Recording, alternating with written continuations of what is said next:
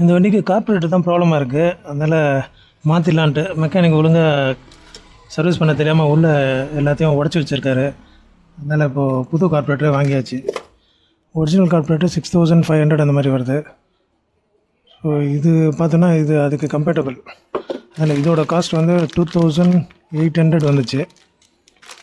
Carburettor மாற்றும் போது இந்த சோக் கேபிளும் கட் ஆகிருக்கு. பாதி அங்கே இருக்குது, பாதி இங்கே இருக்குது. ஸோ சோக் கேபிளும் மாற்றணும், இல்லைன்னா இது வழியாக வந்து தண்ணி உள்ளே போய்ட்டு அப்புறம் திரும்ப பிரச்சனை வரும். அதில் சோக் கேபிளும் வாங்கியாச்சு.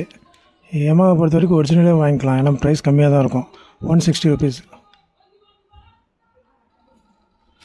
அப்புறம் ஸ்ப்ராக்கெட்டு மொத்தமாக தேஞ்சிருக்கு.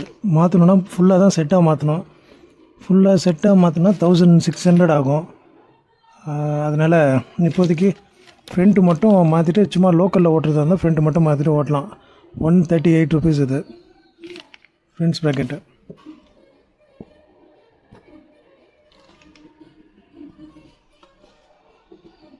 பேக் ஓரளவுக்கு நல்லா இருக்குது, ஃப்ரண்ட்டு ரொம்ப மொட்டையாக இருக்குது. அதனால் இப்போ பார்த்தா தெரியும், நான் கழட்டிட்டு காமிக்கிறேன். இந்த பழைய ஸ்ப்ராக்கெட் பாருங்கள் எந்த அளவுக்கு தேஞ்சு போயிருக்குன்ட்டு.